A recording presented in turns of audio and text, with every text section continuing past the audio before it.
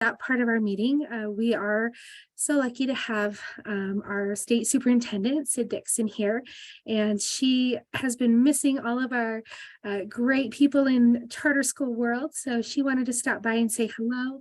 So we'll give her a few minutes, and then we will turn the time over to Deputy Superintendent Stallings and Mr. Cannell for their presentation today as well. So Superintendent Dixon, we will turn the time over to you.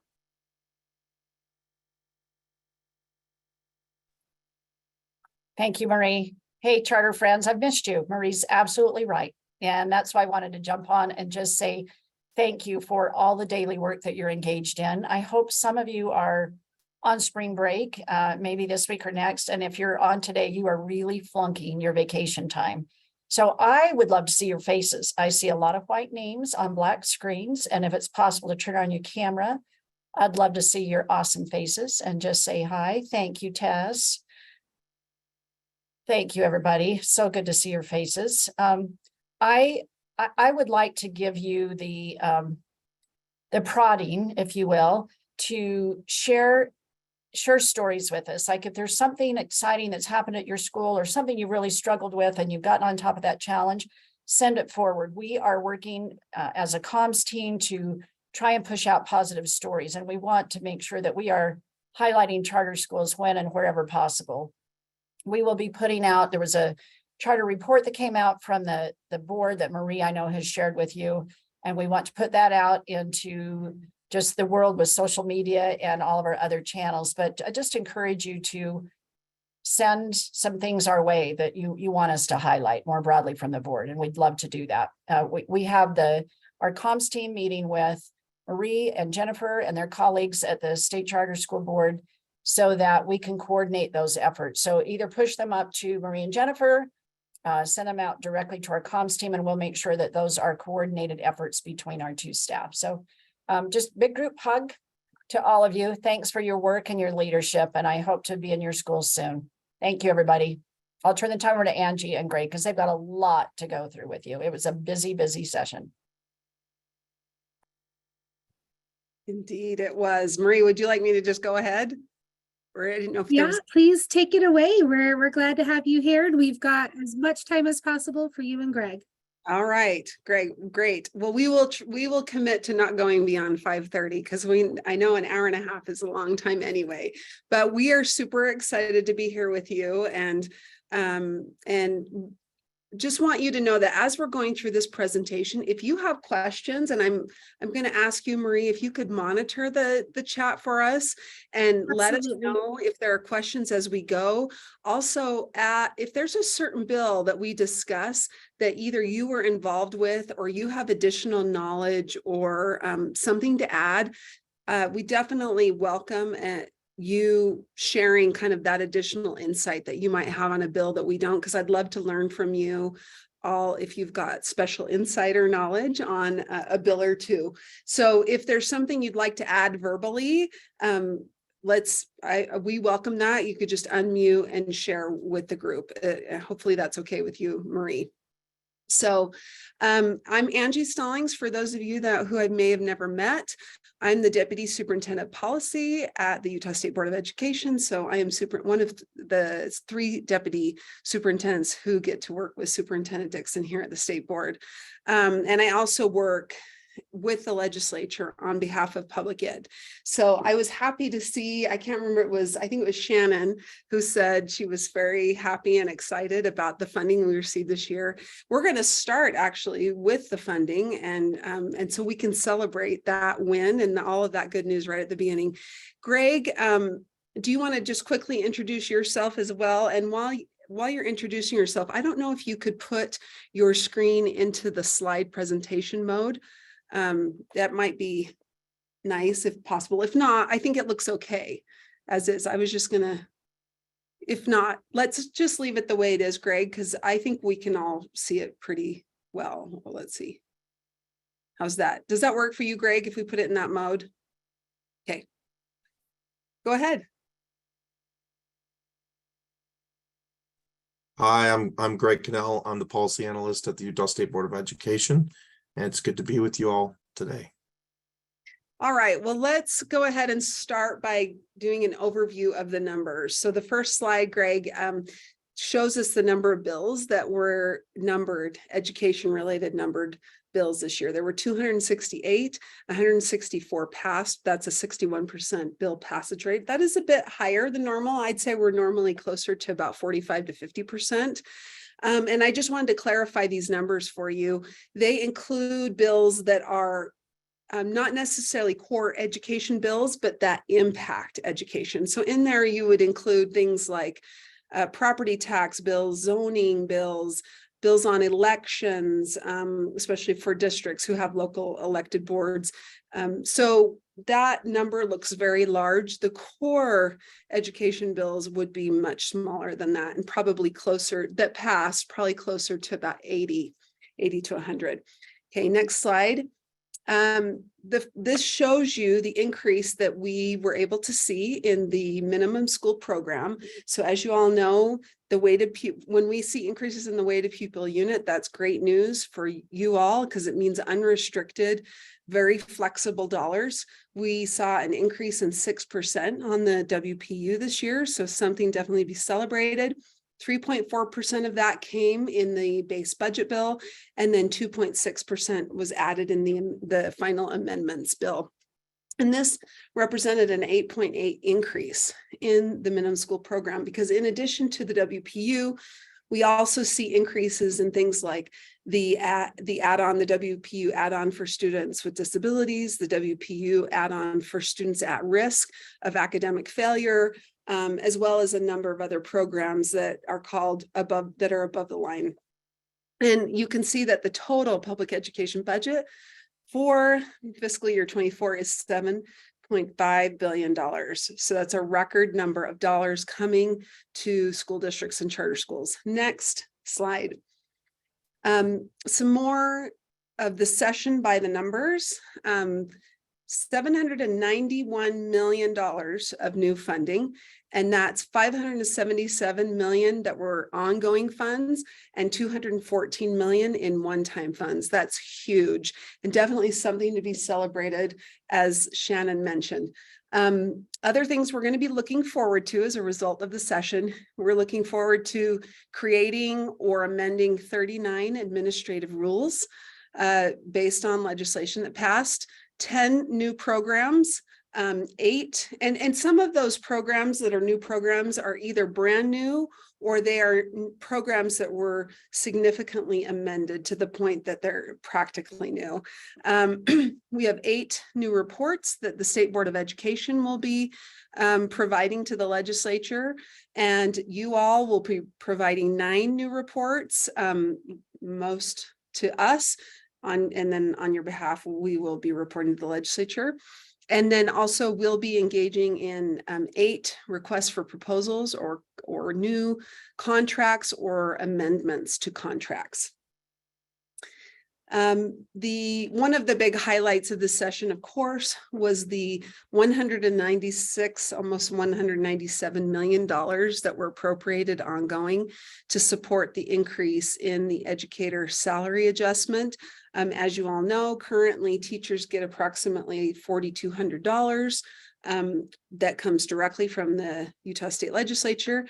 The legislature appropriated an additional $197 million to make that $8,400. The remaining portion, so it's meant to be $6,000 per educator, with the remaining approximately $1,800 left for benefits and other related expenses. Next slide. So here you can see some of the highlights or the big ticket items that came out of the stabilization account. As you may remember, a couple of years back, the legislature amended the Constitution to add as populations or demographics that could qualify to receive revenue from the income tax, people with a disability or children. And at that time, they created what is called the economic stabilization or education stabilization account. That account, every year, the legislature reserves ongoing funds, and that is reserved for in the future if we have a recession or a big dip in the economy or a big drop in revenue from the state. As a result, every year there's a large amount of one-time funds that that is available due to the reservation of those ongoing funds. It's probably closer to at about 550 million. I should have asked what the amount is at this point.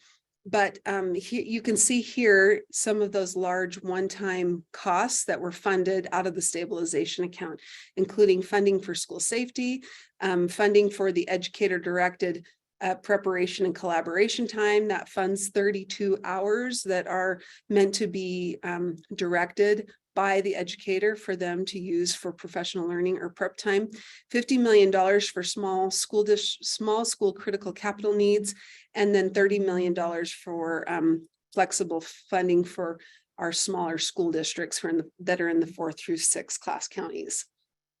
Okay, in the next 3 slides, we'll just quickly highlight again some of those big appropriation items. We've got here are 6 different categories that support teacher and student supports. Of course, we already mentioned the $197 million for the educator salary adjustment, an additional 1 WPU or 1 increment went towards supporting the WPU add-on for at-risk students or students at risk of academic failure.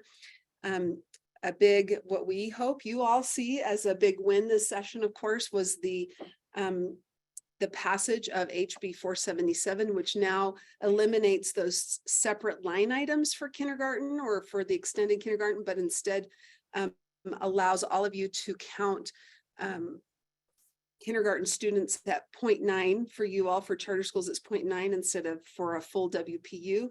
But now, instead of having those separate line items where you have to apply for funds and have restricted uses, we have unrestricted funding that can go to support kindergarten classrooms and students and educators. There's also the $15 million one time for teen centers, an additional $7.1 million one time for the Grow Your Own Teacher and Counselor pipeline, and $3.1 million ongoing to support dual language immersion programs. The next category are investments in technologies, in technology. Most of these are what I would call almost like reauthorizations or refunding of existing programs. They are programs that aren't necessarily new, but have been traditionally funded one time each year, including the K-12 computer science grant.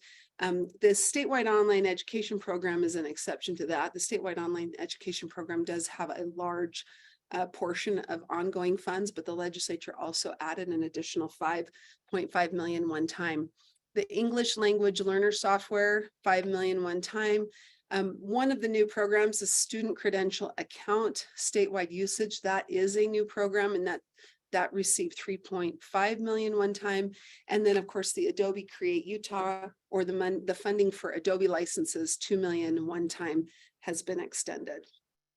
And then the last group of funding, the legislature on additional funding topics. So Greg, if you could go to the next slide. The legislature appropriated $160 million one time into what is almost like an additional savings account of sorts, which kind of signals that they felt like they had appropriated all of the funding they were comfortable appropriating this year. So they've reserved this $160 million to be used in the future. You also we saw an increase in $19 million ongoing for equalization, which doesn't necessarily help charters in the sense that it's meant to help support funding for school districts that have less per pupil in funding. And Greg, you've advanced beyond one slide. There's also $6 million one time for pupil transportation, $42.5 million, which is going to fund the Utah Fits All scholarship program. So this separate $42 million is what will be used to fund those $8,000 scholarships for students and families. And then last, the Beverly Taylor Sorensen Arts Program received an additional $2.5 million ongoing and $2.5 one time. So now let's get into the Angie, there was a question that came up Yes. as you were talking about all of those funding highlights. When you were talking about the increase for teacher salaries, the additional 4,200, and that some of it would go towards salary and some towards benefits. The question that came up was, what do you mean by benefits? And how do you see that money being spent? So the additional funding that really that 1,800 is for you all to support the cost of health benefits that you might provide, healthcare, dental care. I don't know if you have any retirement like 401k or other expenditures that you provide as a benefit based on the educator's salary. So I know that we received some feedback from school district HR directors when I presented to them that they felt like the cost was actually more than 1,800, and they were estimating they were about $250 short. But I'm not sure. I know that as charter schools, you probably have a wide variety of benefit packages and or ways that you fund either 401ks or et cetera. So I wonder if you, Chris, if you have any other questions or a specific question you want to verbally ask to see if I can help or even get more information for you later that we could send to you or to the group through Marie. And then a clarifying question with that one was asked, doesn't the rule state you can't pay health benefits with ESA funds? So we can address that. And then there was also the question, who is an educator, with quotes around that for the new ESA funding? So whoever is currently been, you should be receiving funding at least once a year from USBE for each of your eligible educators based on what you enter into Cactus. So I believe that we take the information either on October 1 or November 1. I believe it's the October 1 counts, where we see through your system how many eligible educators you have in Cactus, and then USBE would send funding to you that supports that 4,200 in addition to whatever salary you are providing.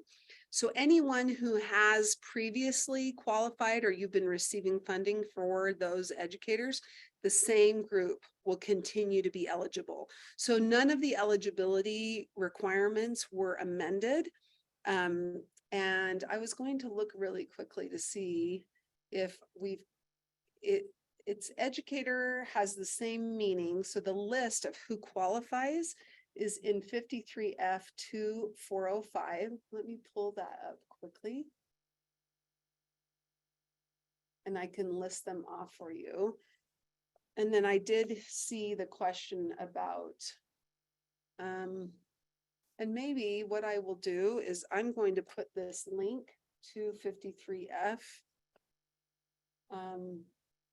to 405 in the chat, so you can also look at it yourself afterward. But it's essentially an educator means a person who's employed by a school district, charter school, or the Utah Schools for the Deaf and Blind, who has a license issued by the State Board of Education and has a position as a classroom teacher, speech pathologist, librarian or media specialist, preschool teacher, mentor teacher, teacher specialist or teacher leader, guidance counselor, audiologist, psychologist, or social worker.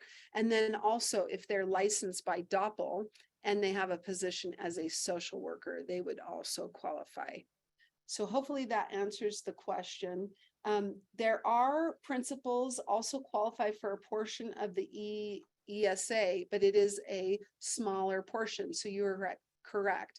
I'm going to give you the link to our board rule, R277110, and I will put that in the chat as well.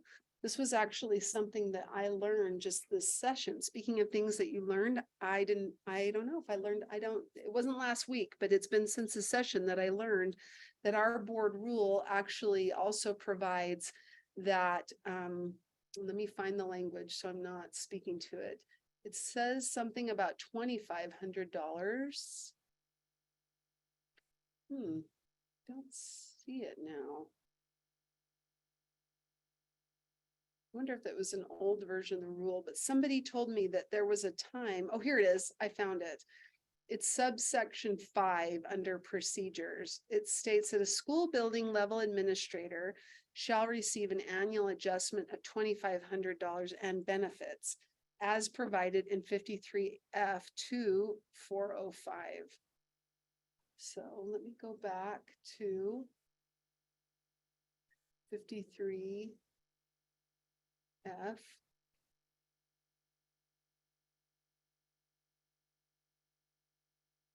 405 and see.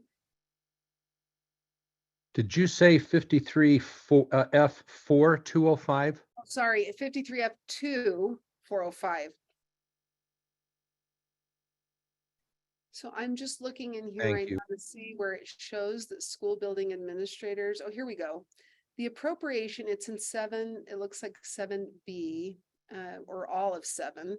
Subject to future budget constraints, the legislature shall maintain the salary adjustment provided to school administrators in the 2007-8 school year and provide salary adjustments for new school administrators in the same amount as provided for existing administrators. So do you all see that in subsection 7 in that link that I sent?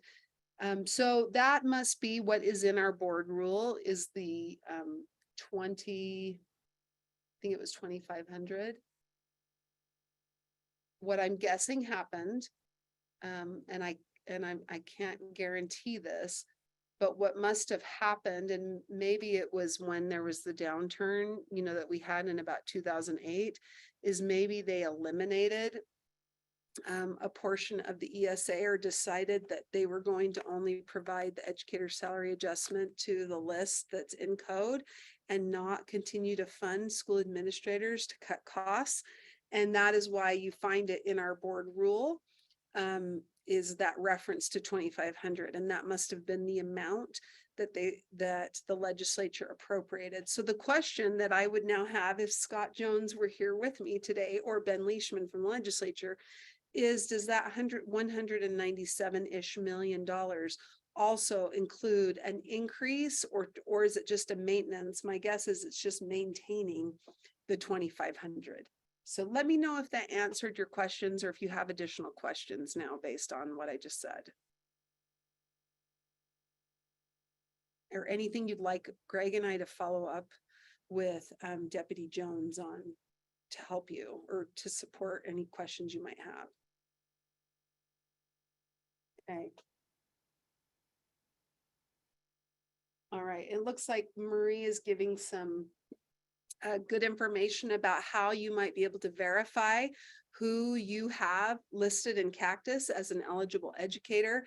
And I agree, I would reach out to our office and looks like Cassidy Johnson. Marie is always a great person.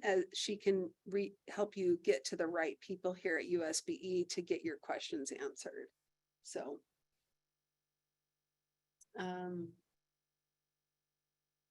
that's a good question about the school social worker, Rebecca. And how is it that we are pulling that information about the school social workers who are licensed by DOPL? My guess is we're pulling that somehow before we do the distributions that go. But again, that might be a good question for Cassidy Johnson. It could be a good question for Kristen Campbell and or maybe Sam Nuri. So I don't know if Marie'd like to try and follow up on some of these questions, or maybe together we could follow up on some of these questions with our staff. Yeah, I could absolutely follow up on some of these questions and we can send them out to the group at large. Yeah. Great.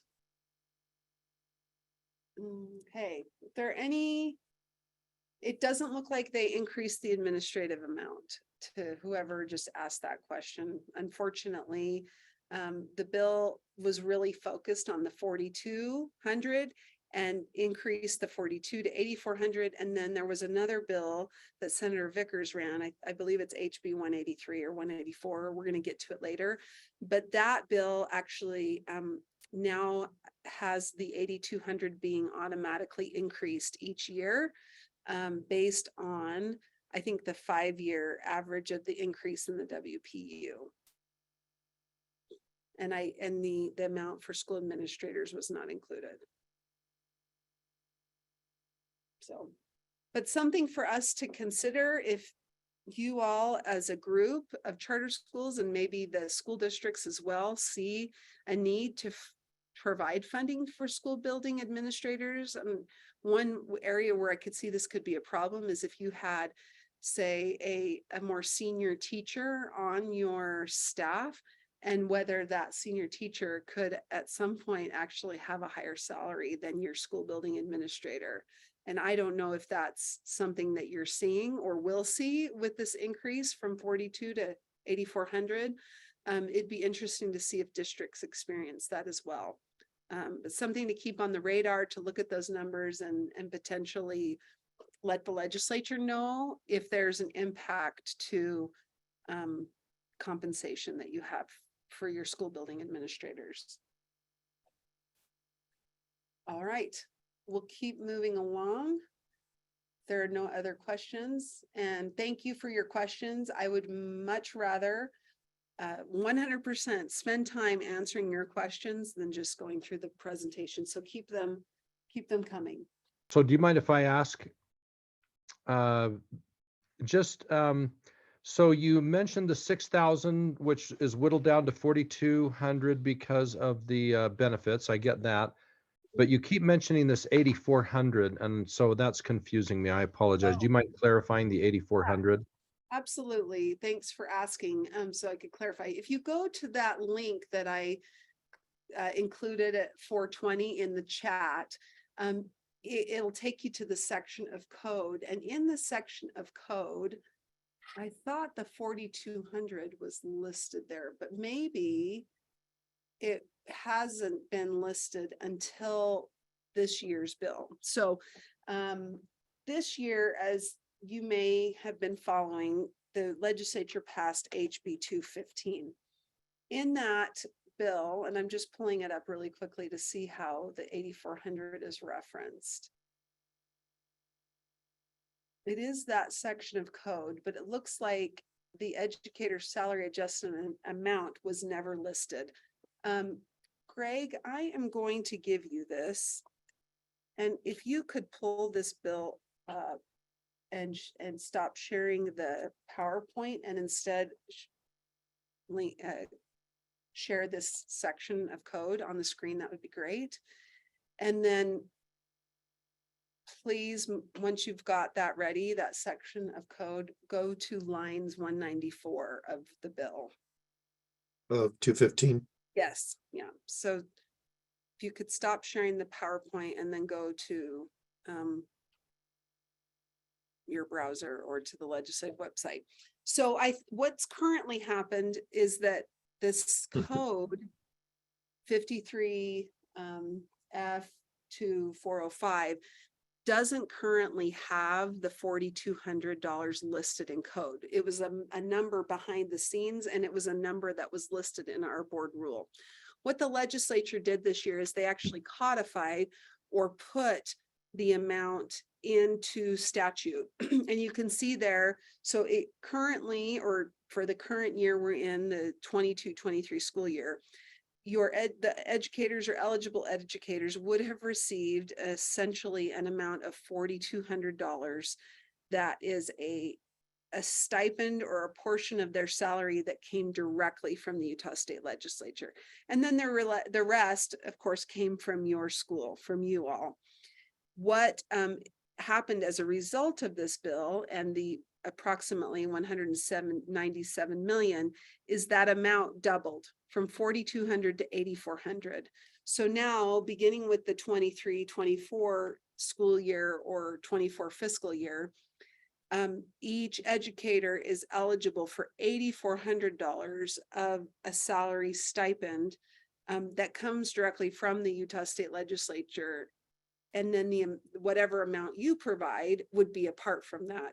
So an easy thing would be if you're providing $50,000 as part of the salary, and then you have it, maybe the educator actually earns 58,400. 8,400 comes directly from the legislature, and then the remaining amount would come from the charter school.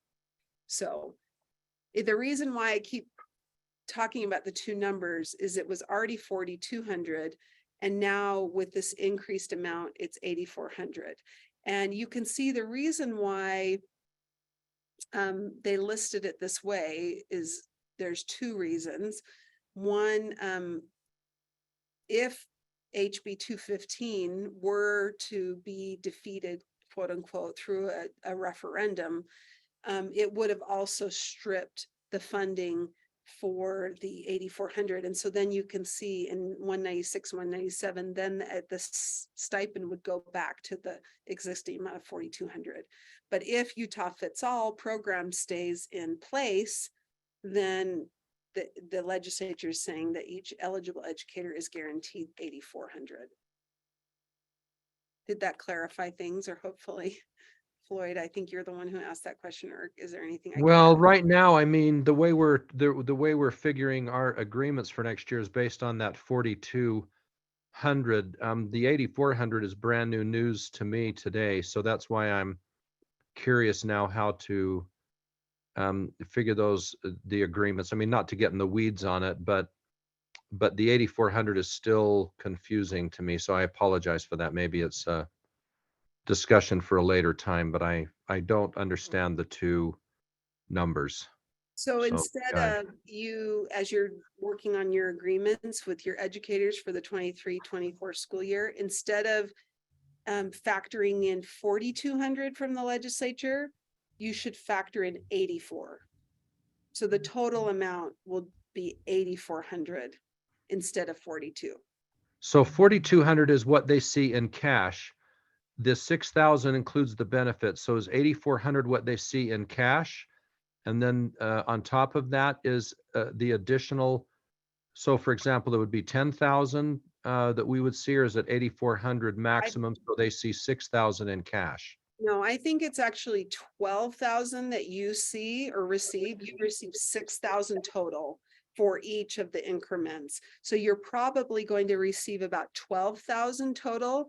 And so and I apologize, this gets really confusing, but essentially it means 1,800 of the 6,000 of each of them is for you to support the cost of benefits. So they'll see 8,400 cash.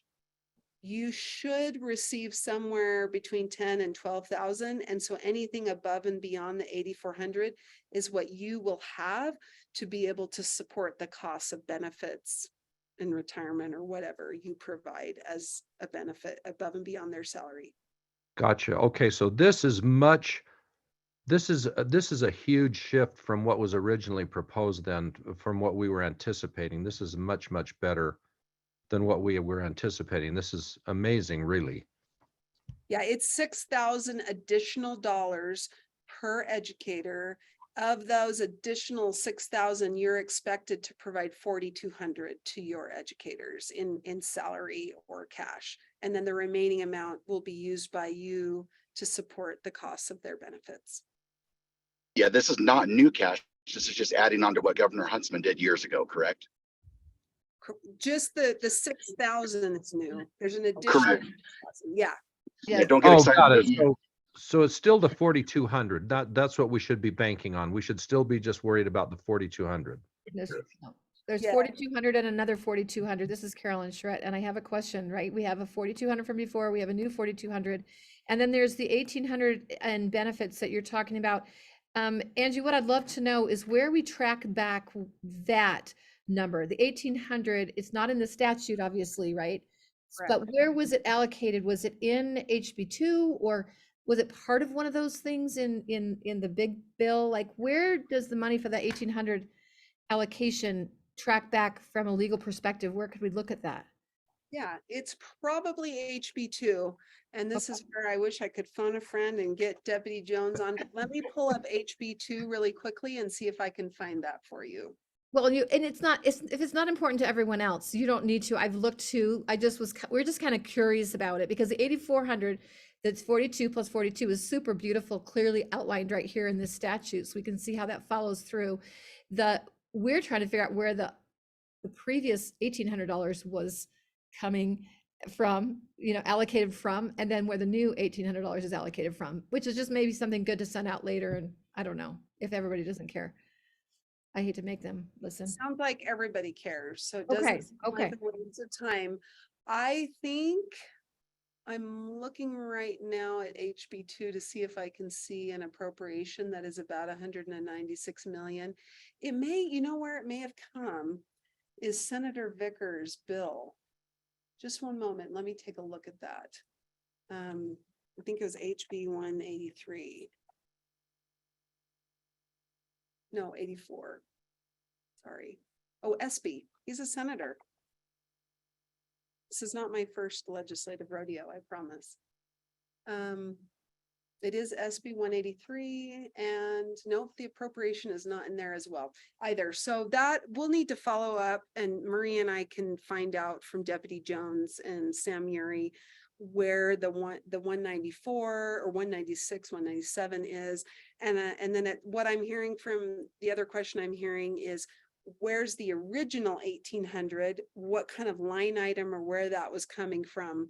And from this year's legislation, which bill included the 197 million? Is that correct? Are those the questions? Yes, thank you so much.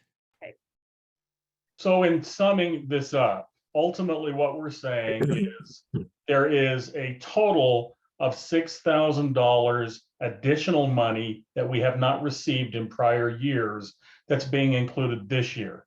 Of that, 4,200 goes directly in the form of salaries, and the 1,800 is available to cover benefits, correct? Correct. Thank you, Richard. You said it very well.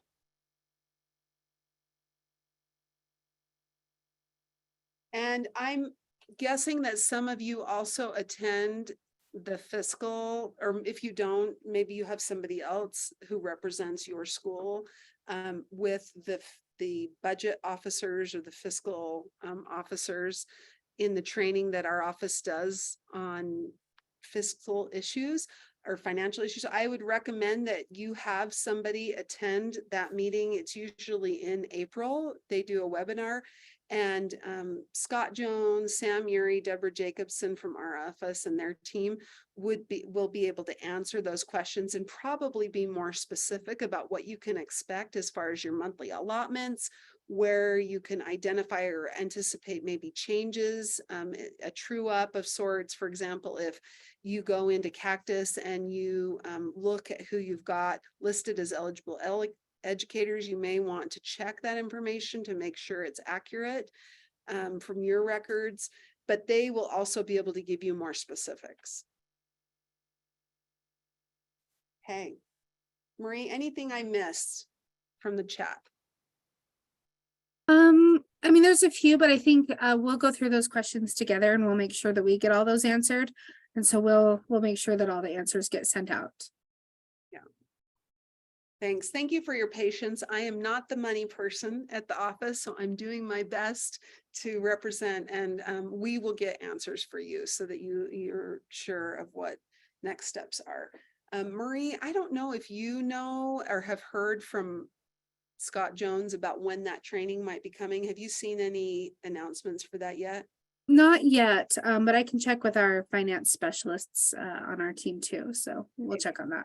That would be great, because I think that might be a good meeting or training for you all to attend, and or make, if you can't, to have somebody else from your school participate.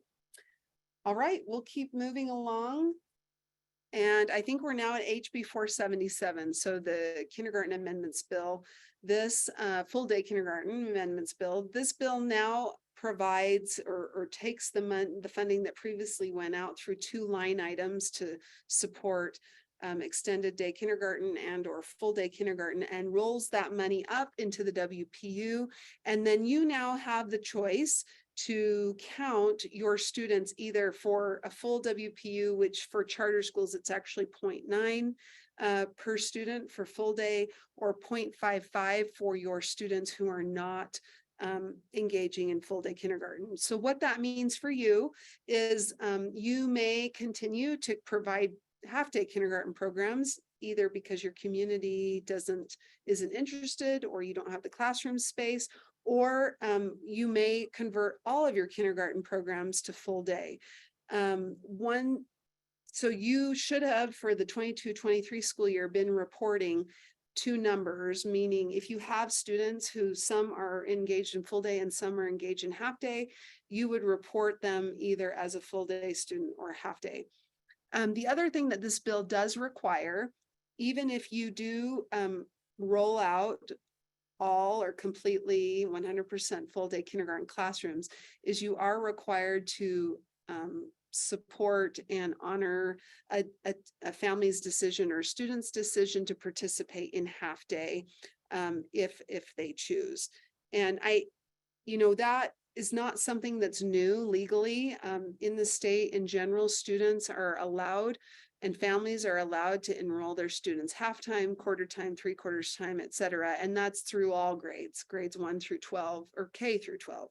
I know that charter schools have a little bit of a unique situation than our district counterparts or your district counterparts, in that you have a ceiling or an enrollment maximum. And so I have had at least one charter leader reach out to me and talk about what happens when they've got a wait list, for example, and they have maybe 5 students who are willing to be enrolled full-time and other students who want to be part-time.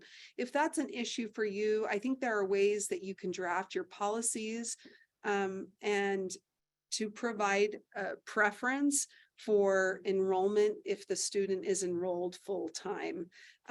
If you don't have a lottery, though, it might not be that easy for you to restrict a family or a student from participating half-time. But just so you know, that has been codified explicitly for kindergarten, that families and students do have, the LEAs need to honor or support a student's and a family's decision for the student to participate in half day.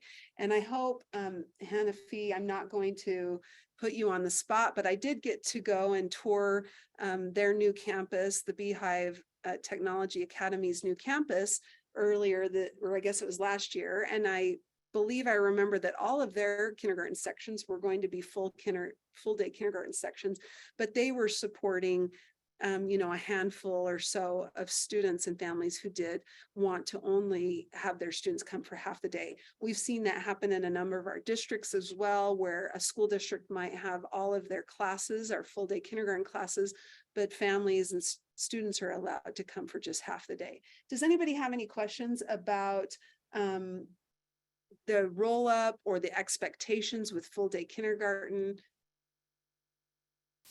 Is there funding for building additions, or is the funding for staffing? So the funding is through the WPU. So this is one of the really great pieces of news with the way the legislature changed the funding from the line items to the WPU, is it's unrestricted funding. So you can use those funds for whatever, in the same way you use your funding for your grades 1 through 12 students. It's unrestricted. But there are no additional capital funds. If that's the question, like, was there a separate line item that was appropriated to provide funding for kindergarten classrooms? There was not.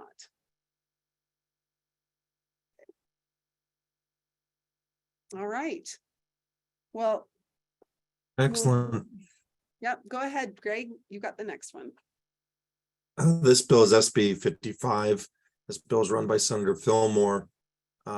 Basically, what this bill requires is probably not something too new to what you guys are already doing in your own boards, but it requires a school board, when they're going to adopt new instructional material, to have an open process for this adoption. And they describe the open process as providing opportunity for notice and comment. So notice that the adoption process is going to happen and commenting in 2 different open meetings to allow for parents and teachers and students, administrators to speak in behalf of that proposed curriculum to be adopted. And then after that, it can be adopted.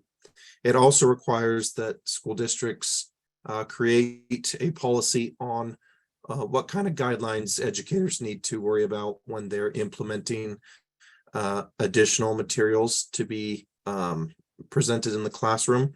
And so that's up to the LEA to decide on what kind of bureaucratic tape they want to put on educators for using materials that aren't part of the curricular structure.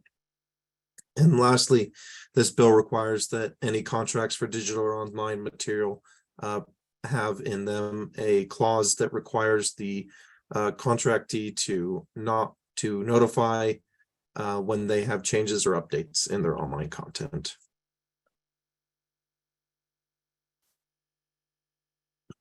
Craig, you have a question. The question was, what if the board has delegated the authority to adopt curriculum to the administration? So according to this new law with SB 55, the board would have to have an open meeting, 2 open meetings where they would both notice that curriculum that the administration had selected and also have an opportunity for comments on that. So they could still do it that way if they wanted to, but it would have to go through this process. Yes, it does explicitly state that you have to have 2, sorry, I just had it, but here it is, at least 2 public meetings on the recommendation, and that provides for educators, parents, et cetera, to express views and opinions on the recommendation. So. All right. One thing I forgot to mention, and since we're moving on HB 477, I did want to let you know that we have the board rule related to kindergarten that will also be in the finance committee next week, if you're interested. The one significant thing that, and also have the school fees rule that is being considered in the same meeting. It does explicitly delete or eliminate the ability now for you to charge fees or tuition for the second half of the day. If any of you were doing that, I know Canyon School District charged for half of the day for their full day or extended kindergartens. That is now no longer allowed because you can receive the full WPU, or in your case 0.9 of the WPU to support that full day kindergarten. So I did just want to note that you will no longer be able to charge fees for full day kindergarten. Okay, let's move on to HB 304. So HB 304.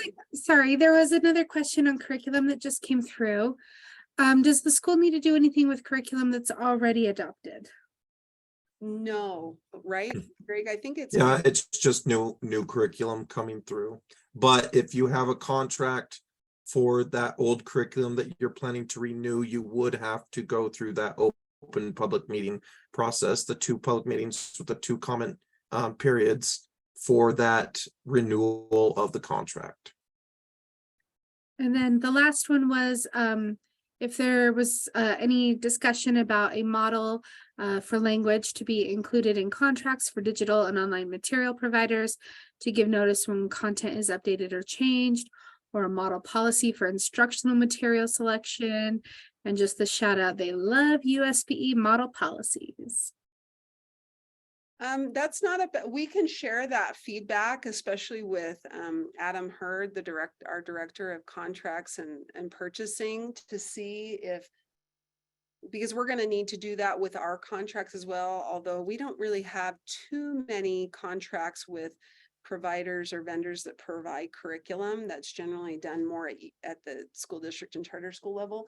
But we can share that request for a model procurement or contract clause that would meet the requirements of SB 55 as for model policies, I'm glad to hear that you all like them and appreciate them, because we often find them very difficult to do at our level, because we often feel like they're a restatement of the law. And I will also say something that's a little more unique and different today than say 4 years ago, is our current board generally wants to approve and be involved in the process of creating model policies, whereas previously, 3-4 years ago, when USBE created model policies, those were usually created by staff only and then just provided as a resource since they're non-binding. So I just wanted to give you that kind of dynamic change where if we create model policies now, I think our current board would be would want to approve that and become kind of invested in the drafting of it. So we will share both. We'll share that feedback, though. I think the model contract clause is likely something we could do. I can't commit to it because that would be something that would likely come from Adam Hurd. But we'll see if that's something we could see if he'd be comfortable providing that for you. And Angie Marie, let me add one more thing on SB 55.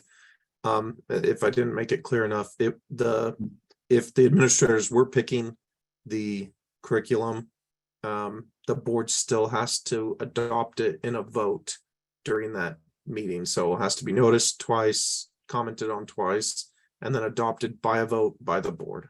So. Okay, great. We'll move on to HB 304, juvenile justice revisions. Some of the key takeaways from HB 304 is it does require us to add some additional reporting elements to the report that we produce annually, which of course will mean we'll need to gather those elements from you. And also it renames the gang prevention and intervention grant. I am not aware of any charter schools that receive that grant. It's a small number of LEAs, and I believe it's about 9 that participate in this grant program, and I believe they're all districts. But if by chance one of you does receive funding from the gang prevention and intervention grant program, it will change the distribution formula, and there could be other changes. This was not something we requested. It was requested by law enforcement stakeholders, and they requested the changes to the distribution formula.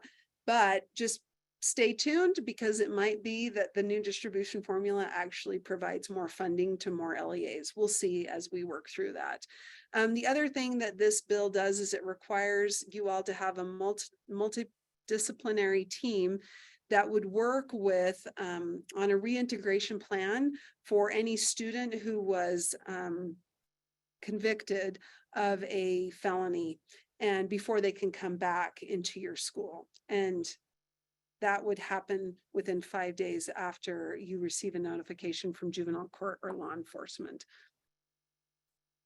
All right, next slide. I think you're on the next one, Greg.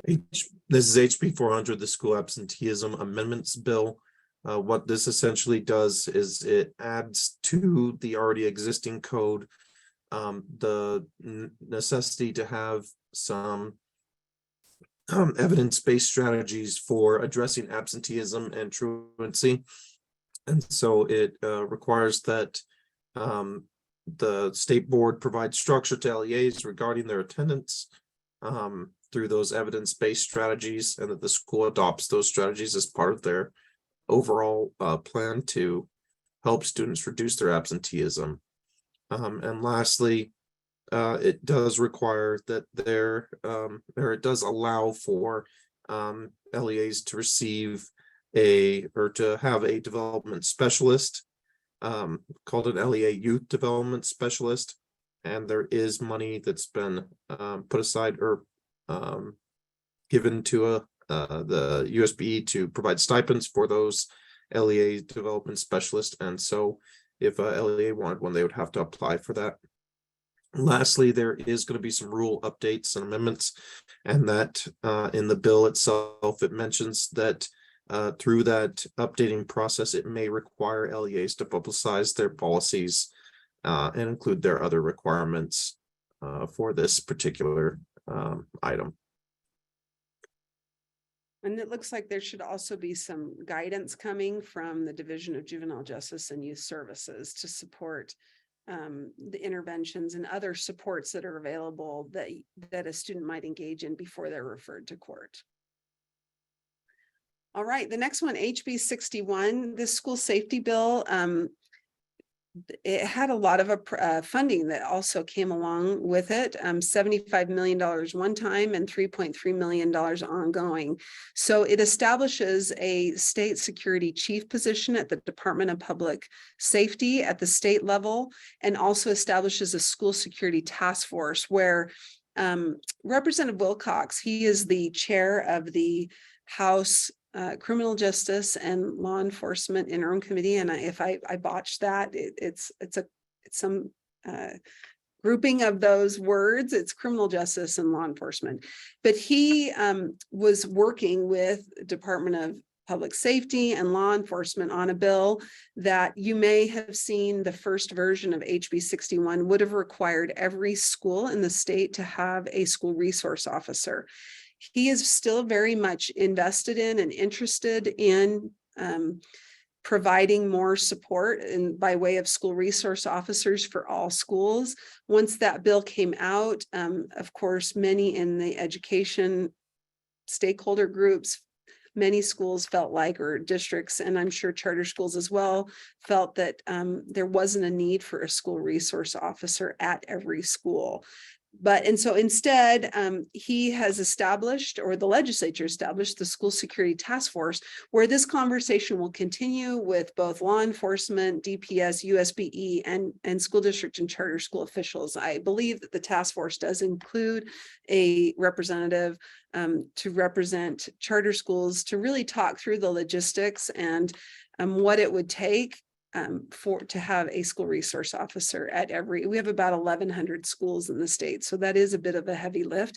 And of course, it does require your law enforcement community colleagues to work with you because usually the school resource officers are actually employees of your local law enforcement agencies. So now let's get to the funding. Well, actually, I'm still on that bill. Sorry, Greg, but let me finish with the bill requirements and then we'll talk about the funding. But it also requires you to conduct a threat assessment, and for every school, or LEA, actually, not necessarily every school, but it might be every school. So to have a school safety specialist, the $3.3 million is actually the ongoing funding to provide the stipends to support the school safety specialists. So based on, if you think about the fact that we have 1,100 schools, and I believe it was actually $3.6 million now, as I'm thinking through the funding, that would be the equivalent of approximately $3,000 stipend per school for a school safety specialist. And then it also, yeah, go ahead. Do I ask, I mean, do you mind just who is, so they're saying that they want a threat assessment at each school and a specialist at each school. Who is saying that there is a person at the school who is qualified to carry out a threat assessment and who is also qualified to be a specialist to watch over the safety of a school? And so that is what the funding is for. And there will be training for those positions to be able to learn what it takes to become a school safety specialist. They'll receive training on how to conduct a threat assessment, and then they'll have contacts here at USBE. We have a school safety center, which includes somebody from our office, Rhett Larson. We have Jeremy Barnes, who's actually a Department of Public Safety employee who works as part of the school safety center and is housed in our office at USBE. And then Scott, I'm forgetting and blanking on his name right now, but we have a Department of Health and Human Services, or DSAMA, the Division of mental health and substance abuse. There's also a position that's a USBE DSAMA employee to help support school safety in all aspects. So from the educational, the Department of Public Safety or law enforcement side, as well as mental health and prevention side. If you have any questions about what this is going to look like moving forward, how to get your staff person who's going to be the school safety specialist trained, get on the listserv, et cetera, you could reach out to Rhett Larson or Chantel Coda. And in fact, the next time I stop speaking, I can put a link, or maybe I can just do it right now, might as well. I'll give you a link to the information on our website where it has contact information for all of those people, and they will be able to help you with your questions specifically about what this looks like, who within the school might typically be the person who is designated or acts as your school safety specialist. And they'll also be able to give you more information on what kind of training and resources are available. And for some reason, I don't know if it's because the internet is slow or my Zoom is taking up all the internet.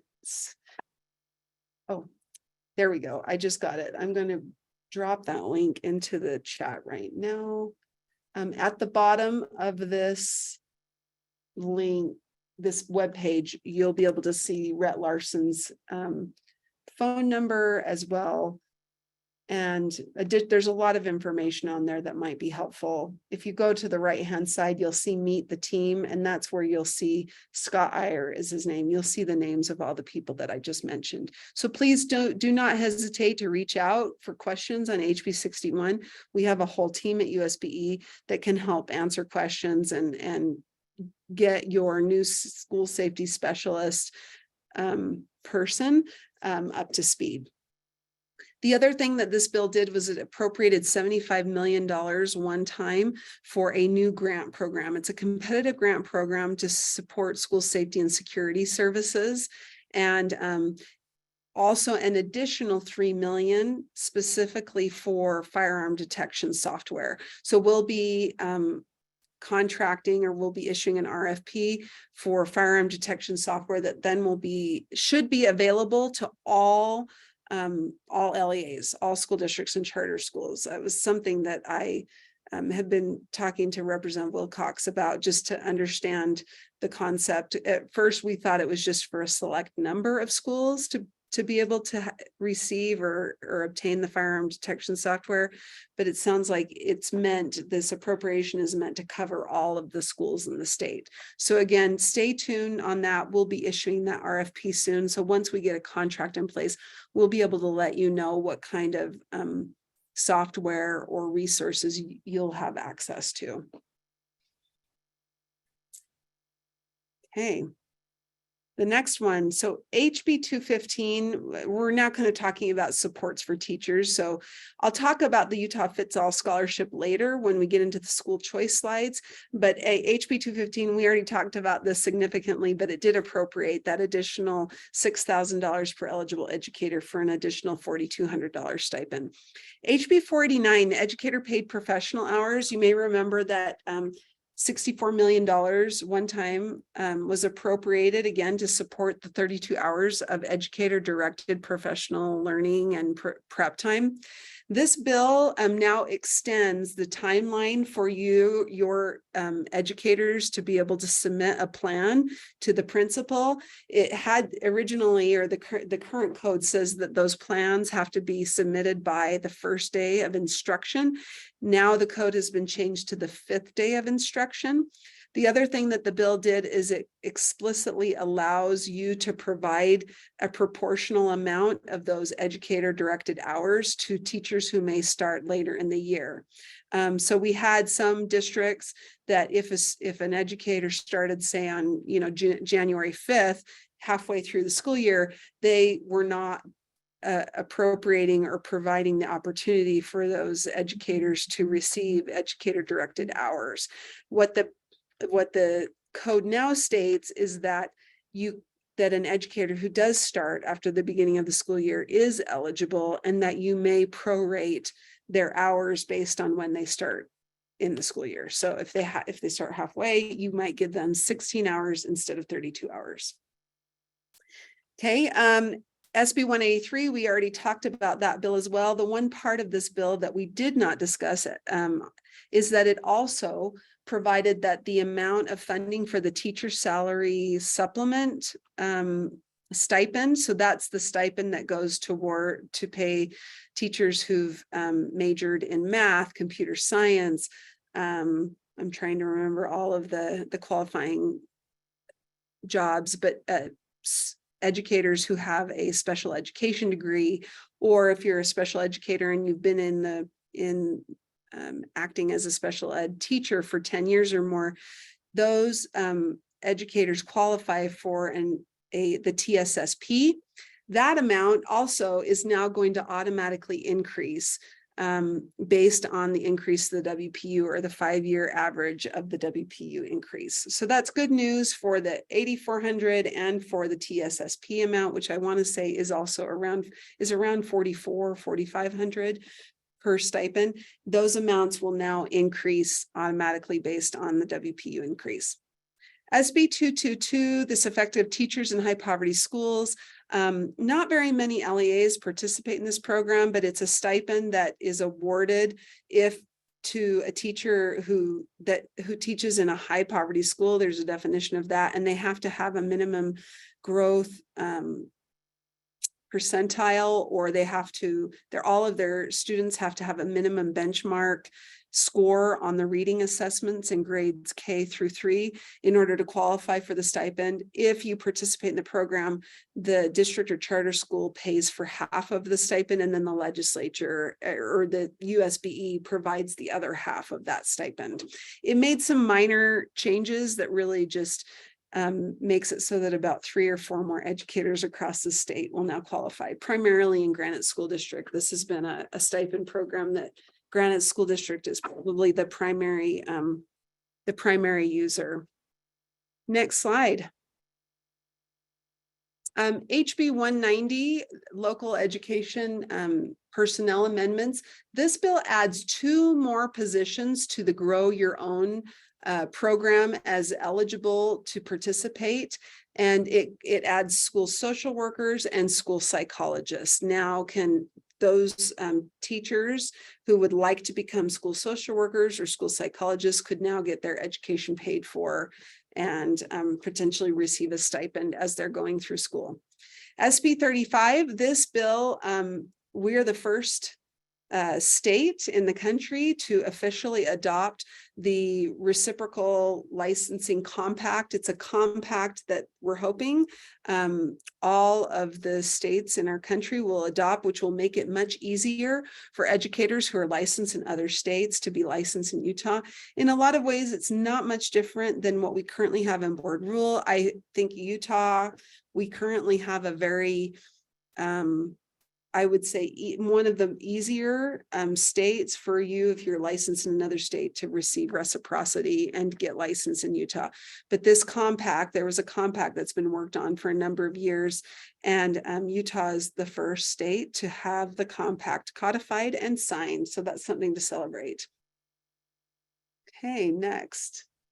And I think Greg. Yes. HB 163, this is the Protecting Students' Religious and Moral Beliefs regarding the athletic uniform requirements bill. Essentially what this bill allows for is if a student has clothing that they would rather wear with their uniform for a religious purpose or a moral belief purpose, then they would be allowed to wear that with their uniform, as long as it doesn't obstruct the uniform in a way that would make the uniform unable to participate in that sport. For instance, if you wanted to wear longer shorts or longer pants while playing volleyball, that would be one thing that would be allowed with this bill.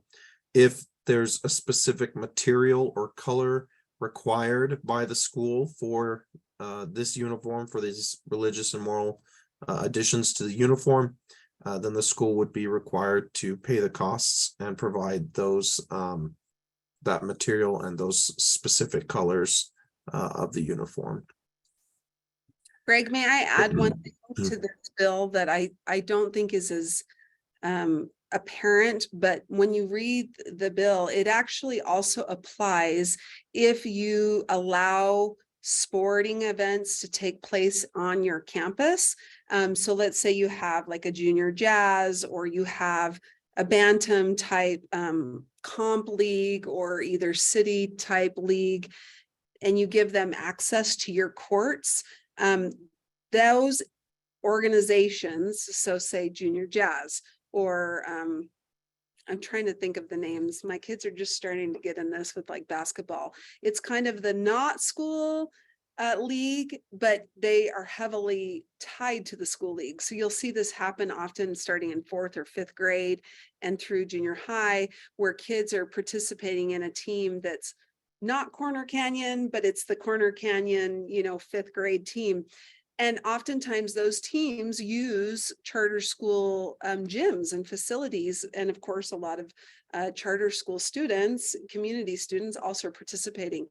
If you do allow those organizations to participate or use your facilities, either your field or your gym, you would need to make sure that they are aware that they are also required to adhere to this law, and they are also required to allow students to wear the modified clothing, and they also need to pay for the if they want the student to wear, say, a certain t-shirt, or if they're a student, if it's a student who wears a hijab and you want the hijab to be navy blue instead of black to match, the uniform, then that organization would also need to pay the cost of that. So just wanted to bring that to your attention, that this does apply not just to public schools, but to also other organizations like RECs, city county leagues that may use your facilities.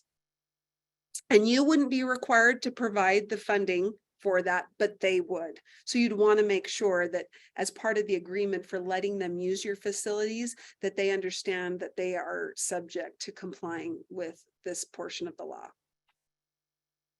Thank you, Angie. HB 209, this is participation in extracurricular activities amendments.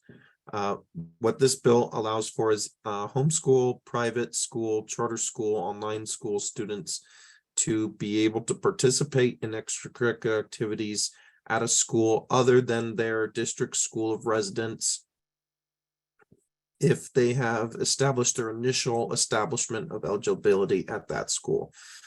For instance, if a private school didn't offer the sport and they wanted to participate over at a particular district school, they would have to try out at that school for the 9th grade time and establish their initial establishment of eligibility. They could try out at 10th or 11th or 12th as long as they haven't tried out and made a team at any other district school. Once that initial establishment of eligibility has been established, then they would be subject, like all other students, to any transfer rules which might affect their varsity play, such as sitting out a season if they're transferring to a different high school. And so that's the particulars with that one. HB 234, this is the university recognition for the International Baccalaureate Achievement. What this essentially does is it requires universities and institutions to award credit to students who have received scores of 4 or higher, unless that score has already been counted or duplicated in that student's credit to the institution. It also requires that the Utah State or the Utah Board of Higher Education and the Utah Association of IB World Schools and School International Baccalaureate program coordinators get together and align their subject scores with the commonly numbered scores for higher education courses in the general education setting. So it would require a little work to make sure that all those scores line up so they can be unified. SB 44, the reading software amendments. This bill is a pretty quick one. It basically amends the existing code to clarify that the reading software does not have to have a statistical effect to be used, and it also directs the state board to distribute funds for the software purchase for LEAs on the K-3 enrollment. Then SB 103, the student graduation attire modifications. This bill allows students when graduating at a graduation ceremony to wear religious or cultural attire that is appropriate to the graduation, and the appropriateness part comes in that that only a school may prohibit this religious or cultural attire if it's likely to create a substantial disruption or material interference with the graduation ceremony. And any prohibition on those grounds have to be the least restrictive for students. So I just wanted to check in really quickly because I know we only have like 13 minutes left, and I just wanted to thank all of you who are still with us. I know this is a lot of information that we're throwing at you. Before I make kind of this, I wanted to just let you know, because some of you might need to start dropping off because I know we're getting later into the evening. We will be posting our bill book. As some of you may have seen that in the past, it's essentially a summary of the bills, and it includes funding information as well as what we believe. And of course, we may hear differently from you all as we go, but what the USBE action is going to need to be, as well as what your actions are going to need to be. For example, that bill that Greg just discussed about graduation attire, that may require you to update your policies on graduation, if you have a graduation policy or some sort of a clothing policy, that you would need to update that. Because we only have about 12 minutes left and we have about 10 to 12 slides, I am happy to just, between Greg and I, for us to do speed round through the remaining slides and give you the highlights of the bills, or I'd be happy to take recommendations from you in the chat if there are certain bills that you were hoping we would cover today, or you want to ask questions on before we run out of time. I am also, just so you know, personally happy to stay for an additional 15-20 minutes or so after. So I could stay till about 5:45 or 5:50 if either a select number of you want to wait and ask me questions, or if you'd like me to just continue to go through the slides. Greg has to drop off because I know he has a family commitment, so I'm excusing you, Greg, but I'd be happy to stay on. So yes, the bill book should be available by our board meeting next Thursday, and we will post it on our website. And so, okay, somebody has a question on SB 103. Oh, okay. Well, I'm not sure what SB 103 is. I need to look at that now. Maybe you're thinking for Angie, I think that was the one about the graduation attire. Oh, That's okay. when that one went up. Okay. So I was going to just draw our attention to that. That might be a good place to start.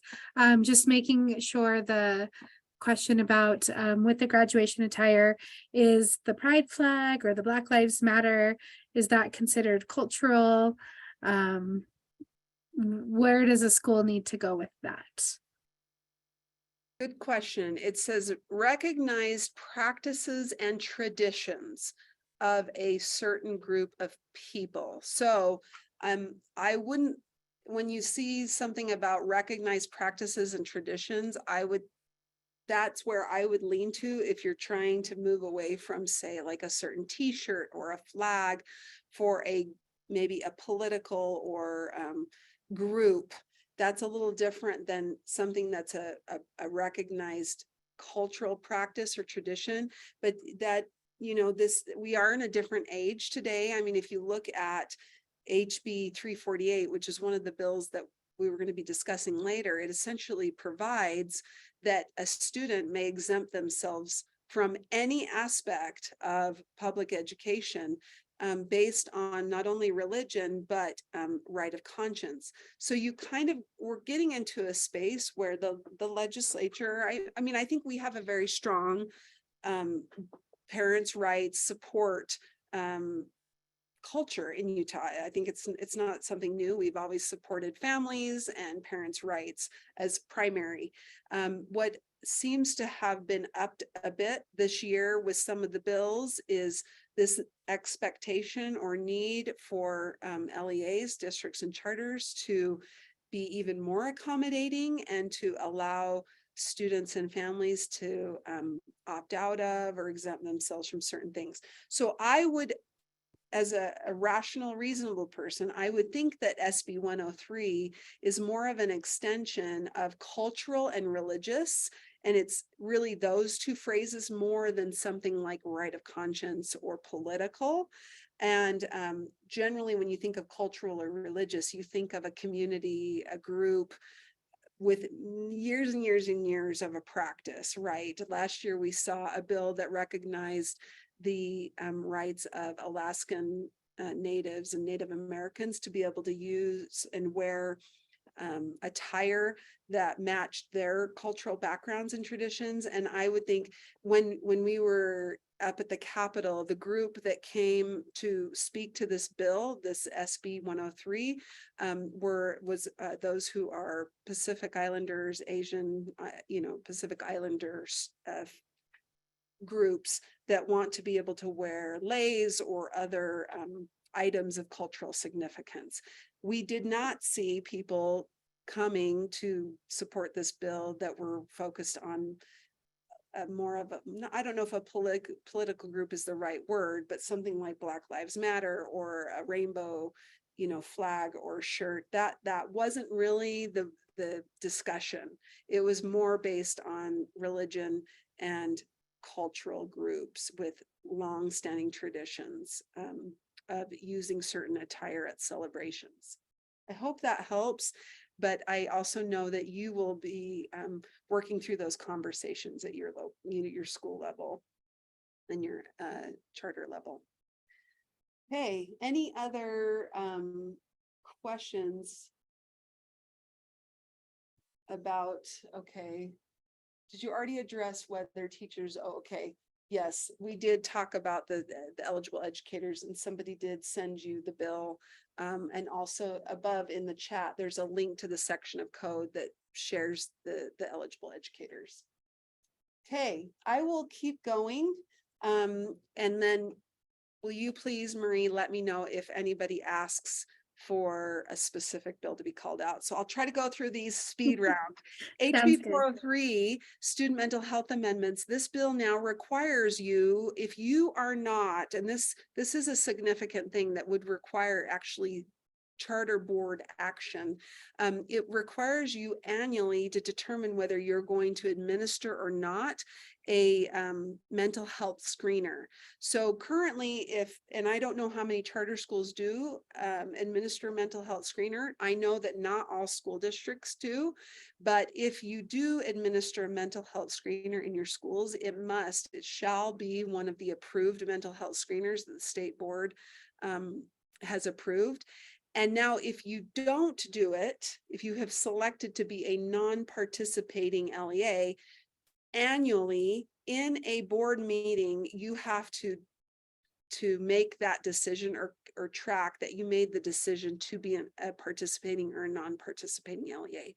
If you are a participating LEA, meaning you are already administering a mental health screener, you only have to notify USBE if you change to becoming a non-participating LEA. And I think something that was interesting in that bill, when that bill first came out and we saw that it said the local governing board has to submit their decision, I actually contacted Representative Elis and say, hey, can you just change that to LEA because it might be an administrator who submits that instead of the board. And he shared with me that the intent was that the local boards actually make those decisions in a governing board meeting and not the administrators. HB 411, Student Behavioral Health Services Amendments. This bill now allows you all to use your school-based mental health program funding for behavioral health support personnel. These are personnel that are not licensed. They might be like a paraprofessional who works under the direct supervision of a qualifying personnel. And just as a reminder, qualifying personnel includes school counselor, school psychologist, a school social worker, or school nurse. And now you could actually pay for staff who are paras that work under those staff to help support and track students' progress and access to school curriculum, support and reinforce positive behaviors, etc. So there's a new class of staff that you could use those funds to pay for their salaries. HCR 6 is a resolution that just recognized and supported staff who work in the area of mental health supports. SB 152, this bill prohibits social media companies from allowing minors, those under 18, onto their sites without the permission of a parent. And it also requires, sorry, that is a fan that I have in here and I just kicked it and made that horrible noise. Everything's okay here. But it also requires those social media companies to verify the age and permission of those. One thing I just wanted to mention is SB 152 does have an exception for software or applications that are used under the direction of an LEA for purposes of instruction. So there is a carve out or an exception for your ed tech tools that you use in schools. Hey, next slide. And remind me, Greg, when I'm back to, is this your slide? Or is there? I'll pick up at 318. Okay. H 318.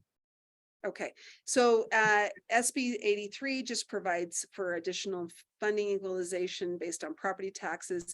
HJR 18 and HB 421, these two go together and they will increase the amount of interest or the amount of funds that come from the school land trust program from 4% of the earnings to 5%. So if that passes, it does require a constitutional amendment. It will be on the ballot next November 2024. If that passes, then the amount of funding that you'll be receiving at your school level to support your school land trust plan should increase fairly significantly because it'll go from 4% to 5%.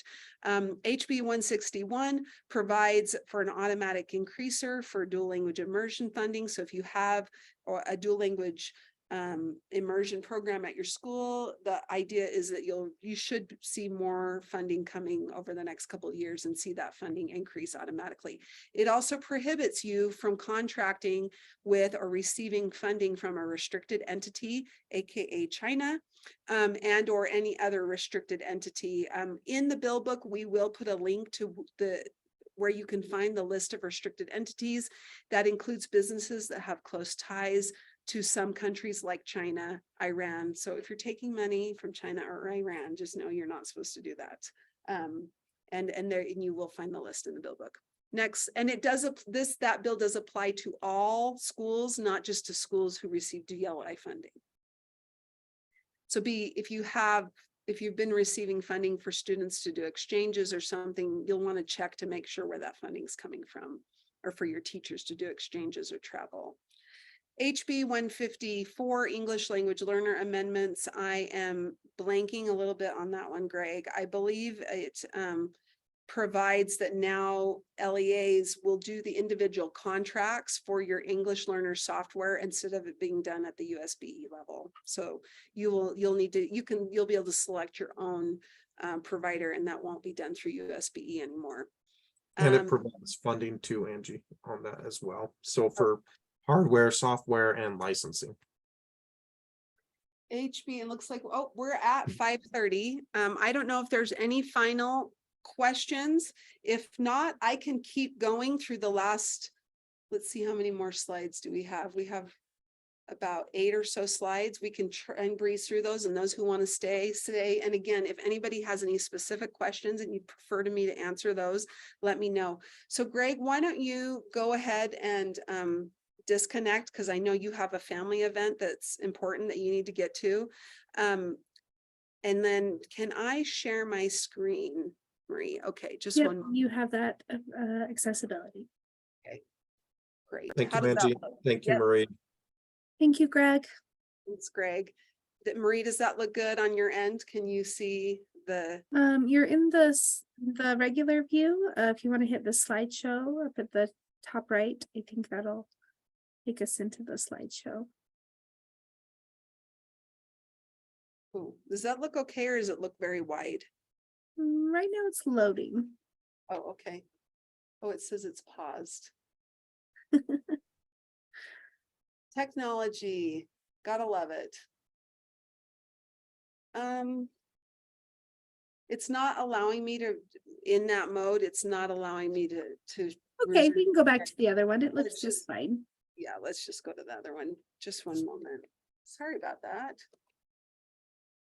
Oh, the irony, since I asked Greg to do it and I said, oh, you need to put it that way. And of course, when I try to do it, it doesn't work. Okay, so we are, let's see where we were at. Okay, and does it look good now? Marie, can you see? It's not in the presentation mode, but can you see it well enough? Yep, it looks good enough. It looks great. Okay, great. I'll keep moving through these quickly. The State Agency Capital Development Fund doesn't apply to you, so don't worry about that one. SJR 10 and HB 394 are kind of big ones that happened the last week of the session. They kind of came together. SJR 10, you may remember that the original version of this bill would have completely eliminated the earmark that's in the Constitution that restricts income tax revenue. Currently, it can only be used for K-12, higher ed, and to support individuals with disabilities and for children. What SJR 10 will do is it will now add a requirement or an expectation that the income tax funding be used for the stabilization account, or what we've called HB 357 from a couple of years ago, that provides that a certain amount of funding is included in the base budget and then reserves ongoing funding for public education in times of a recession or economic downturn. The other thing it does is it adds a fourth or I guess fifth allowability for the legislature to use the revenue from income tax for any purpose that they want after they have funded I'm sorry, I'm trying to remember the term they use. It's not matrix, a framework, the framework for stabilization of public education.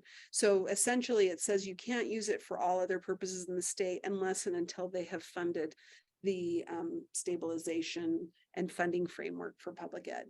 That will all be contingent, of course, it's going to go to the voters in November of next year. If that bill passes, HB 394 will also take effect, which provides a hold harmless for between 5 and 10 years. What the hold harmless means is right now we have demographers who are predicting a decline in student enrollment age or in student enrollment in public education due to a reduction in school age population. And this bill would keep those numbers harmless for 5 years, and then has a provision for the legislature to review it after 5 years to extend it for an additional 5 years or up to 10 years total. This will be an important thing if we do see the declines occur. This year, I think we had a very minimal, it was somewhere between 10 and 80, I believe, student enrollment increase statewide. And so if we were to dip and have a decrease, which I think would be the first time we've ever seen that in like 20 years, it would mean a reduction in funding to public ed, but for this hold harmless bill.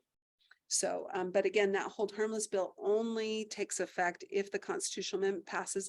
The other thing that was not as publicly accessible or available is that the legislature has committed to also appropriating 2% additional WPU if and when that constitutional amendment passes in November of 2024. So they would do that in a supplemental bill, probably in January. They would just add an additional 2% WPU in that 24-25 school year.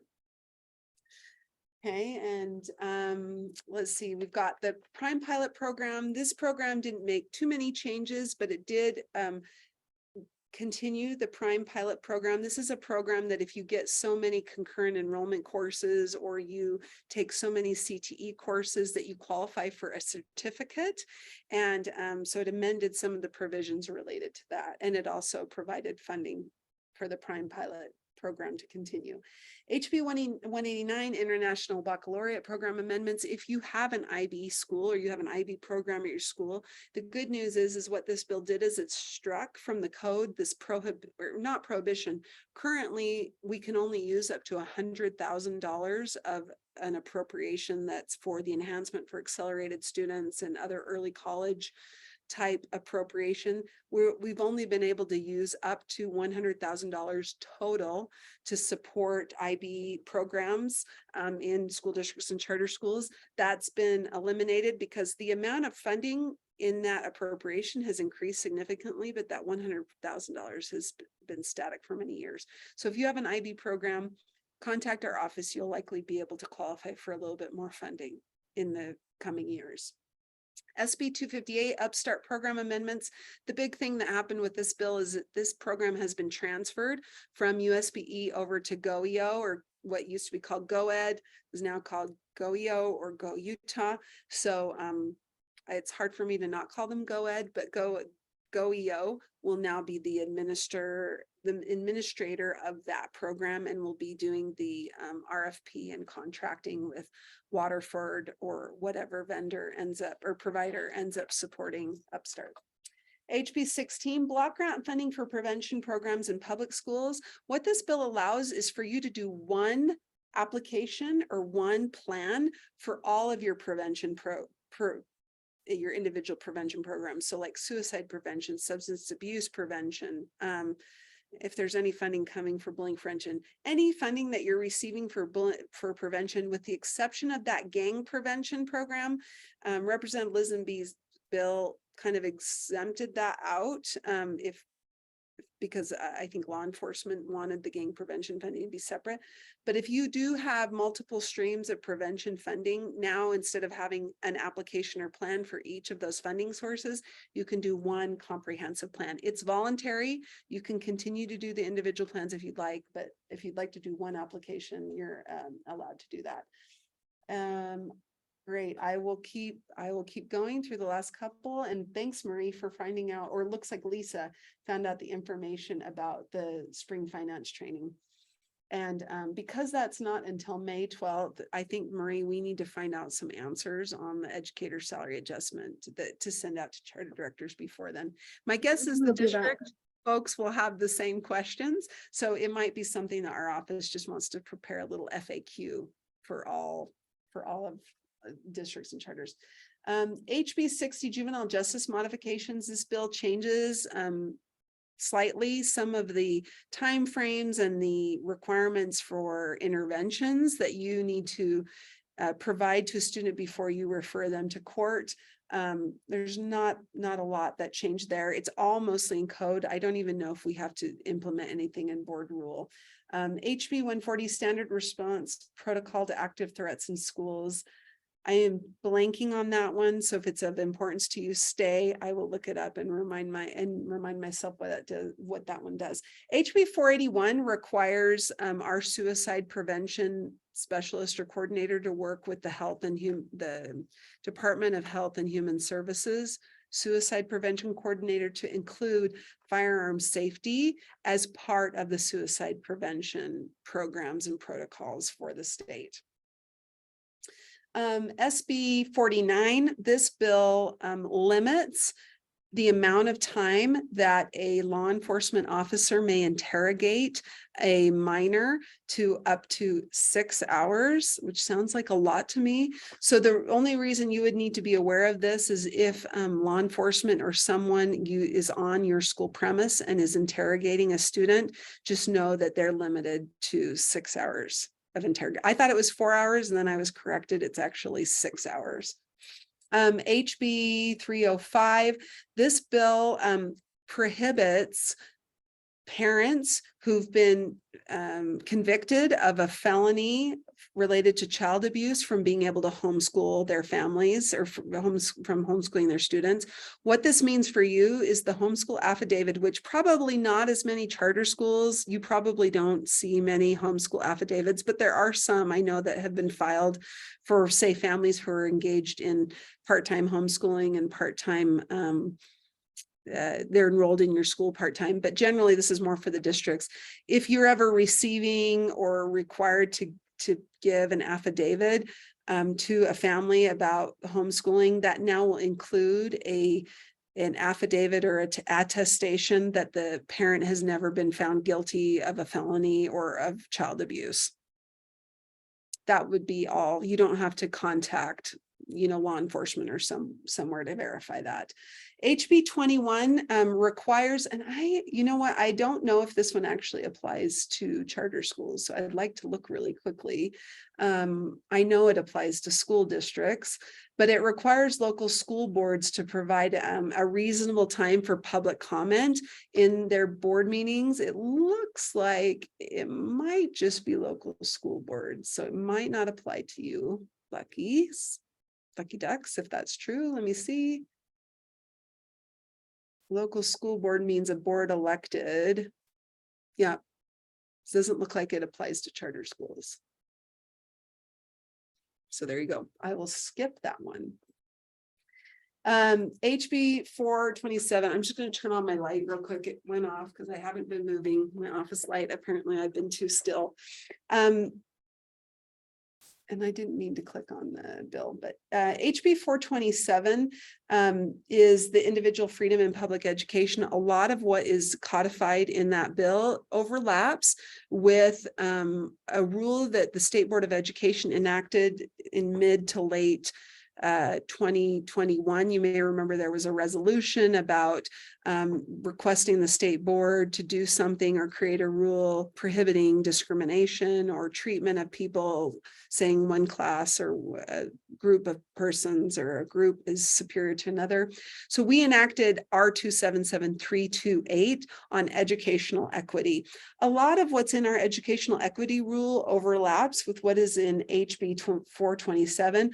I'm just going to highlight the key differences between the two, and we will be working on a board rule in the coming months to make sure that our R277328 is in alignment or works well with this new bill, HB 427. So the first thing that the bill does that the rule didn't is it does require an annual assurance from all LEAs. I know it does include charter schools to assure that you are in compliance with the provisions of HB 427. It also makes reference to meritocracy, which you don't see in our rule R27762 or 328. Now I'm getting confused because one is sensitive materials. I think that's 628. And I believe 328 is the educational equity rule. If you need a copy of that rule, Marie or I will be able to put a link to R277328 in the chat. It also provides an expanded definition of personnel. You may remember that R277328 was really about teachers and making sure that teachers, classroom instruction, that they had professional learning on educational equity and that they implemented through the classroom good practices that didn't result in discrimination.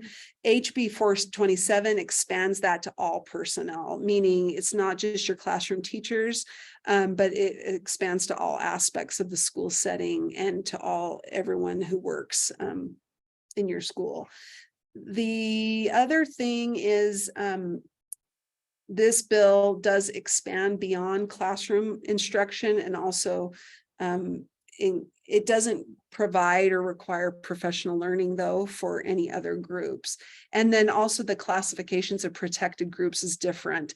HB 427 did not add gender as a protected class, but R277328 does. The R277328 recognizes the state definition of protected classes that's broader than the group that's identified in HB 427.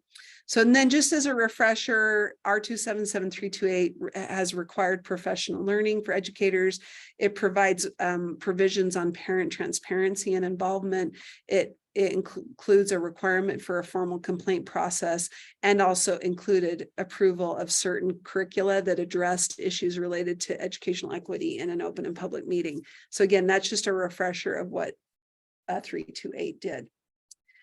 Next, HB 465, this bill, Public School Library Transparency Amendments, requires you, depending on your size, I would imagine pretty much all of you have less than, I think it's 2,000 students, but there might be, a couple, one or two that have a number of charter schools, school campuses that might have more than 2,000. But what it requires is by 2024, fall of 2024, if you're a larger district or a very large charter school, and to have the ability for parents to have a login to see and access the materials that their students are checking out of the library. If you're a smaller, which I'm guessing the majority of you would fall under the smaller category, you have until fall of 2026 to make that happen. Just as a background on that, the legislature also appropriated about $250,000 for us to provide funding to 2 pilot districts. Those are going to be Canyon School District and Nebo School District, to do for a business to do like a software update, an application that would allow their existing systems to have that capability. So it'd be something similar like what we now have with Canvas, where parents can have their own Canvas login and still see what their students have access to without them having to use their students' login to get into the system. Now, what the expectation is that parents will have a way to automatically check the materials that their students are checking out of the library. Okay, and thanks, Liz, for adding the R277-328. All right, I'll keep going. I think we don't have, I believe we've got about 5 more slides. HB 249, education-related amendments. So this bill does 2 major things. Number one, it requires you to allow parents to attach a record, or what Representative Peterson was calling a sticky note of sorts, to a student's records, that if a parent wants people to know something about their student, especially related to maybe a bullying incident that may have occurred between 2 students, as part of their records to have in your system. And the backstory behind this is we had either a constituent or a legislator whose child went into junior high, and the first day of a class, the student had been the victim of bullying, and the person who had been the perpetrator of the bullying was in their class and sitting literally right next to them on the seat assignment schedule. So what the intent is of HB 249 would be to give parents an opportunity for them to proactively provide information through the system that then an educator who has that student would have access to, and would be able to know that from that student or family's perspective, this student maybe should not be sat next to this other student, etc. So this bill requires you to have your systems updated with that capability by July 1 of 2024, which is when USIMS will also be updated to provide that capability. Aspire, if you use the Aspire system, that will be done automatically. You won't have to do anything to update systems. That will be a function that will be available. And in fact, it might already be available. The other thing that HB 249 did is it provided an appropriation for a family engagement specialist in our office to be a resource for parents and families as they're navigating different things in the public education system. That family engagement specialist is going to be taking point on creating a parent portal on our website that will hopefully provide family and parent accessible information to, as a resource, and we'll have that staff person in our office. Okay, SB 100, this bill really codifies existing FERPA requirements, which says that parents have the right to access their students' records. And this bill explicitly states that before a student's gender or sex can be changed in your school systems, that the parent has to be involved and notified and as part of that decision. SB 43 is a public notice requirement bill that it's a little convoluted and complex, but the short story is that you're required to provide public notice for certain things using kind of a way that you would normally, or you would get access to the most amount of people in your area. I think this applies more to school districts. It does apply to USBE and our standards adoption. I don't see that bill impacting you as charter schools much, but you may want to take a look at it, or we can take a look at it as the months go and see if it does impact or require additional notice requirements for charters. I don't believe it does. So HB 179, founders and constitution recognition. I'm honestly blanking a little bit on exactly what this bill does, but I will say that HCR 10 does, it provides a resolution to remind you that you are required to administer or have your students participate in the pledge at least once a day at the beginning of in the elementary setting, and then also at least once a day in middle and high school. And then HB 475, this will be of most interest to those of you who have high schools. It's going to require a 0.5 communications credit that can be part of the English language arts credits for graduation.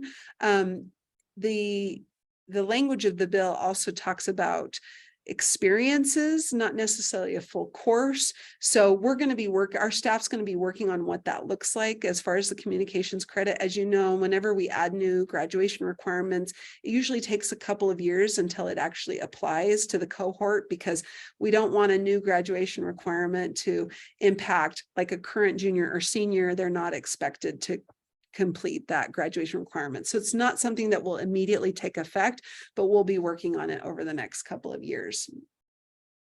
HB 215, I don't know if any of you have a lot of interest in the Utah Fits All Scholarship Program, but it does provide up to $8,000 per student to engage in private school or homeschool. There's a large list of eligible expenses, including up to $750 for transportation. I guess a couple of things that you may want to know, because you may get questions from families, or maybe you won't, but we have already, is when will those scholarships be available for families? That's beginning in fall of 2024. The State Board of Education will be contracting with a program manager who will be the administrator of that program. We'll be doing that by about September to December of this year is when we should have that contract done with the new program manager. The new program manager will be required to have applications ready in the spring, around March timeframe. A couple of things that you should note is that students who do receive one of these scholarships do still have the ability to do dual enrollment, meaning they could engage in private school or homeschool part-time, and then also could be enrolled in in a charter school or a district school part-time. If that happens, the student would qualify for a prorated amount of the $8,000. The other thing that's interesting in there, and we're not quite sure how it would work yet, is that a school district or charter school may also be an eligible provider for purposes of the program. And some of the questions we had that weren't quite resolved during the session is, what does that mean for fees? Like, what type of fee would the district or charter school charge if they're one of those eligible providers? I'm using these terms interchangeably. There's a program manager, and then there's eligible providers. Eligible providers could be like a private school, or could be a different entity or provider of certain services, whether it's like speech language services, therapy services, or maybe it's a provider like maybe like a BYU online school or something. There can be eligible providers, and school districts and charter schools can also be eligible providers. But what we don't know, because that language was put in before the language was put in saying that a student could dual enroll, meaning could just enroll in the charter school or private or charter or district school. But I could actually see charter schools being more interested in being program providers or eligible providers than districts, just because of the dynamics of your lotteries and your caps, and how that would impact the maximum student enrollment that you have with your authorizer. I'm not sure how that might be impacted if you became an eligible provider. So there's probably a lot more questions than we have answers on what that would look like. But just know that is an option. HB 185, public education. How will this be paid out? Sorry, I just saw that question. If you're talking about how would the funding from the 8,000 be paid out, the program manager who will be contracting with will have a contract with them. We will send all of the 42.1 or 42.5 million, I think is how much we would send that amount to the program manager. Then the program manager would distribute the $8,000. Either it can be directly to the private school or it would be reimbursed to the family after they demonstrate with receipts or eligible expenses. They would submit that to the program manager to be reimbursed. If you're asking what that would look like if you were an eligible provider, but also still running also a charter school, I'm not sure what that would look like. But I would imagine you would be paid in the same manner that other eligible providers would be paid. So hopefully that answered your question, Shannon. Let me know if it didn't. HB 185, public education enrollment options, simply states that you as an LEA may provide a, I think it's called, sorry, I'm trying to remember the parent directed. I'm just going to go to the bill really quickly so I can get the right terminology. A home-centered school-supported enrollment option. And it provides that if you do provide this home-centered school-supported enrollment option, that you can continue to count that student in membership for purposes of the WPU. It's not required, but it essentially, when this bill came out, we at USB felt like it doesn't really legally change much because you already have the ability, if you have a 100% online school, for example, you know, your students are probably engaged in public school, but at home. And I think that that's what this is also clarifying, is that it can be that a district or charter school may have a kind of a in-person option or a hybrid option, but they also may have a home-centered school supported enrollment option or program. So if you have questions about that, you can take a look. Alternate concurrent enrollment options for capacity flexibility. This may be of interest for some of our early college high school charters, that if the college of first refusal, I'm trying to remember the terminology, but you have a your designated institution of higher education for concurrent enrollment. If they are at capacity or that you have more students who want to participate than the higher ed institution can support, you can contract with or work with a different higher ed institution to provide concurrent enrollment courses. Also, if for some reason the higher ed institution that is your designated higher ed institution uses sensitive materials as part of their curriculum, you can also go to a different higher ed institution. The backstory behind that is, and I won't name the name of the college, but there was a college that had a course that I believe included Kite Runner. I shouldn't even name a book because I could totally get it wrong, but there was a book that was required reading for part of this concurrent enrollment course, and people felt that it violated sensitive materials. And so this would state that if a higher ed institution has that and they're still requiring the students, if they're not allowing some sort of an opt-out or alternate assignment, that you could go to a different provider. HB 348, this one is the bill that I was mentioning earlier that allows parents and students without parental consent. A student may opt out of any aspect of school, and that would violate their religious belief or right of conscience. Now, right of conscience, I can't even say that word multiple times, maybe it's late in the day, but we may need to define that in board rule. This bill does require the State Board of Education to make rules.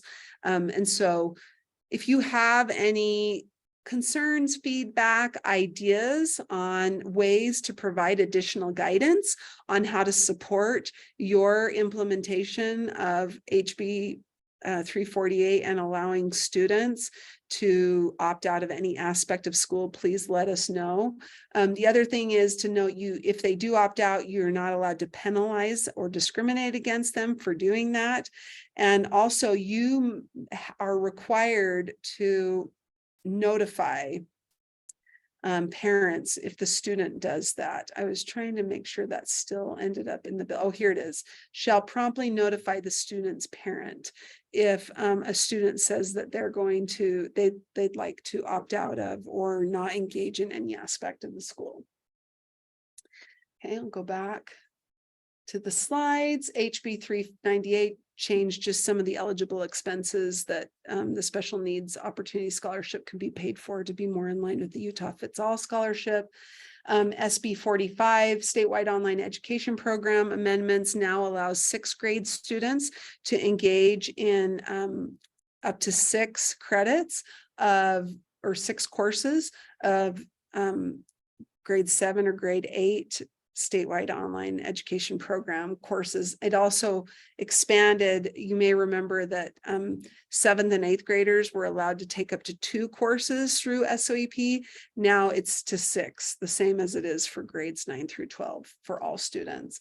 SB 167 is requiring the State Board of Education to create a new online or SOEP type provider license for teachers who primarily are teachers who participate in in the statewide online education program through the one entity that is not an LEA within the state, is not charters. This bill probably isn't of interest much to you, so I'll just move on. HB 134 charter school closing requirements provides kind of a hierarchy of how things are distributed and paid out if there's a charter school that closes. SB 65 now allows private higher ed institutions to also be authorizers. And we've heard that Westminster may have interest in that. HB 217 is a program that provides funding to support school energy and water reduction. Canyon School District has engaged in a program like this with their students. And so if you have more questions about that, I would say reach out to Canyons for more information on how they implemented it. Or we should have more information based on what they did as well. Oops. This one's an important one. SB 127 cybersecurity amendments. It does 2 things.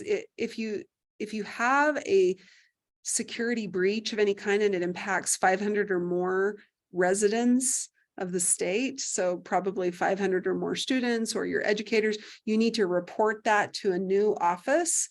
It's kind of a cooperation of office called the Utah Cyber Center, which I believe is within the Division of Technology Services. The other very important thing that I could see impacting a lot of charter schools actually is that by January 1, 2025, your websites and your emails need to end with .gov or .edu. The Utah Military Academy might be able to use MIL, I don't know, but if you currently have a .org or some other website or email address ending, that will need to be changed to either .gov or .edu by January 1, 2025. So, all right, I will keep going. And I have heard that as well, Rebecca. So what Rebecca stated is that I've heard from our IT people that we can't comply because the .gov and .edu do not allow us to do it. One thing that I heard that from others, by the way, you're not the only one. We have a district that raised the same concern. Apparently things may have changed though, that originally .edu was only available to higher ed institutions. And now it might be available to public schools. I don't know, though, if it's only available to school districts and not charter schools. I think that's something we'll need to find out more information on. Just know that you're not the only one with that concern. This requirement and this bill kind of flew under the radar for us because, you know, there were just a couple of other bills that we were kind of had our attention. But I think what might what we could do is maybe ask that school districts and charter schools be exempt from this bill next session. If there's no way for charter schools to get a .gov or .edu, then I mean, what are you going to do? And we just have to maybe, we'd have to ask Senator Harper, I think he was the sponsor, to exempt charter schools and school districts from the bill. So keep in touch. We still have time. It's the implementation date isn't until January 1, 2025, which means we do have next session to seek amendments. The school grading HB 308 eliminated the single rating requirement, including school grades, and then HB 494 education reporting amendments. This bill eliminated the requirement for you to notify other LEAs, districts, or charter schools when you're disposing of textbooks. So that requirement will be gone. The state board is also going to eliminate our board rule related to that. So I'm about to lose my voice, but here's some information about our bill book. A public education summary should be available by next week. Also, we currently have a quick guide that's already on our website. If you are working with your local boards and they've asked you to do a little legislative overview, feel free to use this or send it to them if they just want to see a quick highlight or overview of notable funding and notable bills. Otherwise, that's a resource for you that's available on our website. So there you go. To the 32 of you who are left, thank you. That's a compliment. I expected like 5 people to hang in with me. So kudos to you. Thank you for all that you do. You guys are amazing. So grateful for all of the work that you do to support students, families, all of your employees in your charter schools. And just know we think about you often. And if there's anything we can do to support and help, let us know. Thanks, Marie, for giving me this opportunity as well. You're so welcome. Thank you to everybody. And we hope you have a great night. Stay safe, stay warm, stay dry. I think there's more rain and snow coming in. So thank you for being here, and we will see you next time. Thanks, everyone. That was terrific and super helpful. You're so welcome. And even at Winter Sports School, we're ready for the snow to go. When you guys are ready, we really know it's a long winter. It's time for We access our school building. Bye, everyone. Bye, everyone.